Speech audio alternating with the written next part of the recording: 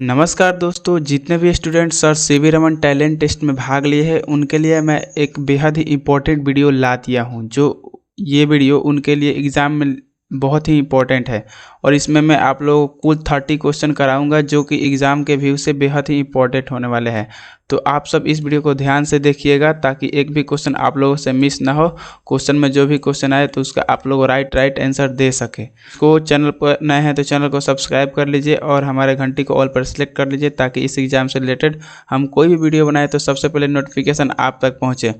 तो अपने दोस्तों में भी शेयर कर दीजिए। तो देरी ना करते हुए हम लोग वीडियो को शुरू करते हैं।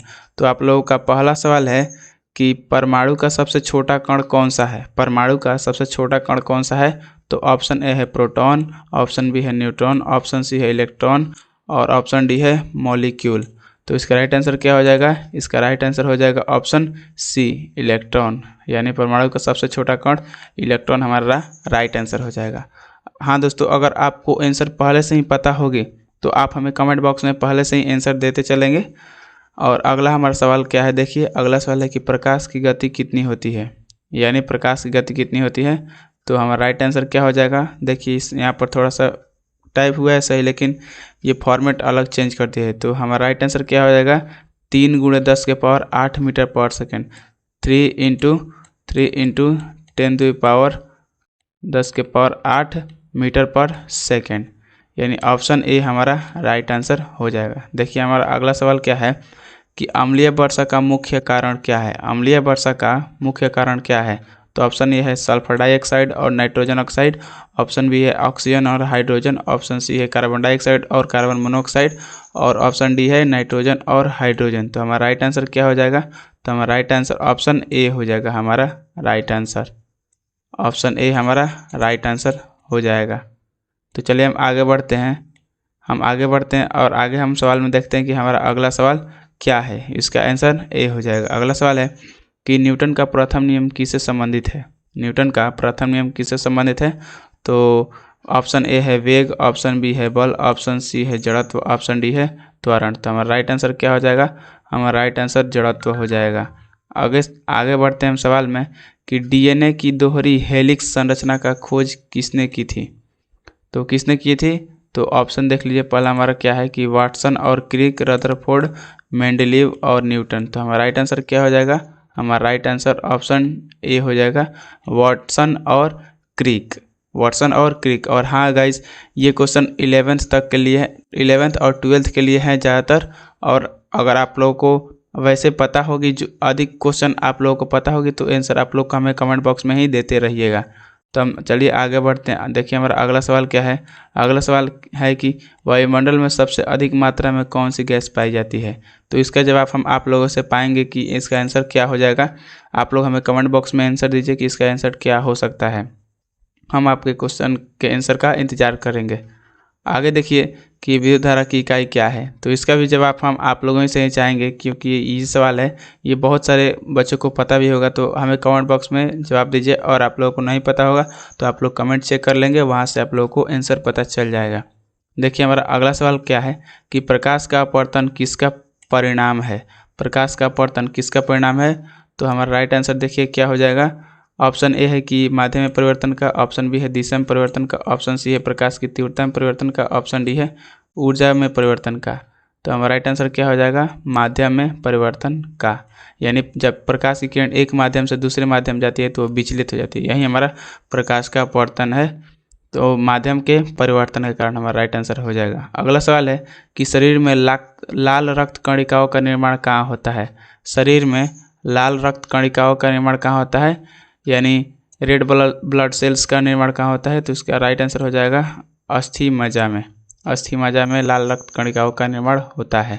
चलिए हम आगे बढ़ते हैं और हमारा अगला सवाल देखिए क्या है। अगला सवाल है कि पानी का रासायनिक सूत्र क्या है। पानी को रासायनिक सूत्र में कैसे डिनोट करते हैं? तो आप हमें कमेंट बॉक्स में बताइए कि इसका आंसर क्या हो सकता है। H2O होगा कि CO2 होगा कि H2SO4 होगा कि NaCl होगा। इसका राइट आंसर क्या होगा, आप हमें कमेंट बॉक्स में बताइए। हम आगे बढ़ते हैं कि तो अगला सवाल है कि तत्वों की आवर्त सारणी में 17वें समूह के तत्व क्या कहलाते हैं। तत्वों की आवर्त सारणी में 17वें तत्व के समूह को क्या कहते हैं? ऑप्शन ए है क्षार धातु, ऑप्शन बी है हैलोजन धातु, ऑप्शन सी है निष्क्रिय गैसें और ऑप्शन डी है क्षार पृथ्वी धातु। तो हमारा राइट आंसर क्या हो जाएगा? हमारा राइट आंसर हो जाएगा हैलोजन। हैलोजन धातु हम लोग कहते हैं। चलिए हम आगे बढ़ते हैं। तो हमारा अगला सवाल देखिए क्या है। अगला सवाल है कि प्रकाश संश्लेषण की क्रिया में किस गैस की आवश्यकता होती है? तो हमारा राइट आंसर क्या हो जाएगा? ऑप्शन ए ऑक्सीजन है, ऑप्शन बी नाइट्रोजन है, ऑप्शन सी कार्बन डाइऑक्साइड है। तो हमारा राइट आंसर ऑप्शन सी हो जाएगा कार्बन डाइऑक्साइड। आगे बढ़ते हैं। तो हमारा अगला सवाल है कि पृथ्वी पर जल चक्र में मुख्य ऊर्जा का स्रोत क्या है? पृथ्वी के जल चक्र में मुख्य ऊर्जा का स्रोत क्या है? तो हमारा राइट आंसर हो जाएगा सूर्य। सूर्य हमारा राइट आंसर हो जाएगा। आगे बढ़ते हैं। तो हमारा अगला सवाल है कि पाचन क्रिया में पेट में कौन सा अम्ल अधिक स्रावित होता है? पाचन क्रिया में पेट में कौन सा अम्ल स्रावित होता है? तो ऑप्शन ए है सल्फ्यूरिक अम्ल, ऑप्शन बी है हाइड्रोक्लोरिक अम्ल, ऑप्शन सी है नाइट्रिक अम्ल, ऑप्शन डी है कार्बोनिल अम्ल। तो इसका राइट आंसर क्या हो जाएगा? इसका राइट आंसर ऑप्शन बी हो जाएगा हाइड्रोक्लोरिक अम्ल HCl। चलिए हम आगे बढ़ते हैं। तो हमारा अगला सवाल है कोशिका का पावर हाउस किसे कहा जाता है? तो ये छोटे बच्चों को भी पता होगा कि कोशिका का पावर हाउस माइटोकॉन्ड्रिया को हम लोग कहते हैं, जो कि कोशिका के केंद्रक में होता है। अगला सवाल है कि प्रोटॉन का द्रव्यमान इलेक्ट्रॉन के द्रव्यमान से कितना गुना है? प्रोटॉन का द्रव्यमान इलेक्ट्रॉन के द्रव्यमान से कितना गुना है? तो हमारा राइट आंसर क्या हो जाएगा? 1836 गुना।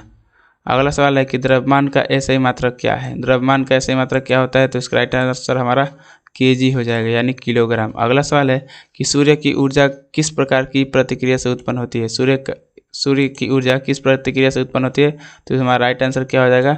नाभिकीय संलयन। नाभिकीय संलयन हमारा राइट आंसर हो जाएगा। अगला सवाल है कि जीव विज्ञान में अध्ययन की इकाई क्या है? जीव विज्ञान में अध्ययन की इकाई क्या है? तो हमारा राइट आंसर हो जाएगा ऑप्शन बी कोशिका हमारा राइट आंसर हो जाएगा। और अगर आप हमारे चैनल पर नए हैं तो चैनल को सब्सक्राइब करके घंटी को ऑल पर सेलेक्ट कर लिए, ताकि हम कोई भी वीडियो को बनाए तो सबसे पहले आप तक पहुंच सके।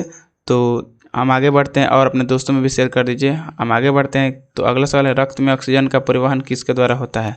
रक्त में ऑक्सीजन का परिवहन किसके द्वारा होता है? तो हमारा राइट आंसर हो जाएगा हीमोग्लोबिन। हीमोग्लोबिन हमारा राइट आंसर हो जाएगा। अगला सवाल है कि प्रकाश का वेग वायु से पानी में प्रवेश करते समय कैसा होता है?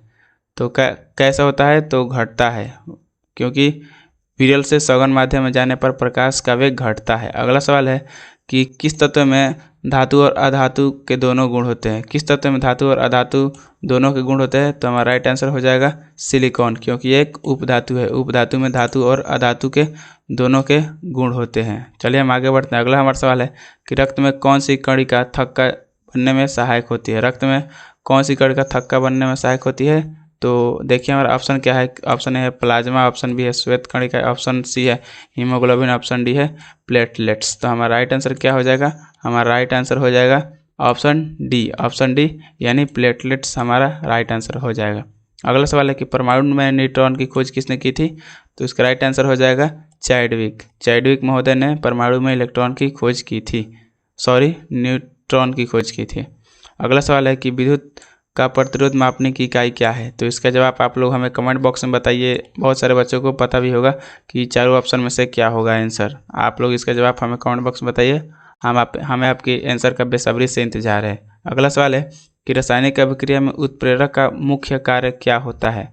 उत्प्रेरक का मुख्य कार्य यह होता है कि वह अभिक्रिया को तेज कर देता है, इसलिए उत्प्रेरक को उसमें डाला जाता है। अगला सवाल है 27 नंबर कि प्रकाश की तरंगदैर्घ्य का मापन किस इकाई में किया जाता है? प्रकाश की तरंगदैर्घ्य का मापन किस इकाई में किया जाता है? तो हमारा राइट आंसर हो जाएगा नैनोमीटर। नैनोमीटर में प्रकाश के तरंगदैर्घ्य का मापन किया जाता है। अगला सवाल है किस प्रक्रिया के दौरान ऊर्जा का अवशोषण होता है? किस प्रक्रिया के दौरान ऊर्जा का अवशोषण होता है?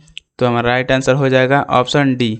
ऑप्शन डी हमारा राइट आंसर हो जाएगा, यानी भाप बनने की प्रक्रिया, यानी भाप बनने की प्रक्रिया। अगला सवाल है किसी तत्व का परमाणु क्रमांक क्या दर्शाता है? किस तत्व का परमाणु क्रमांक यही दर्शाता है कि उसमें प्रोटॉन की संख्या कितनी है।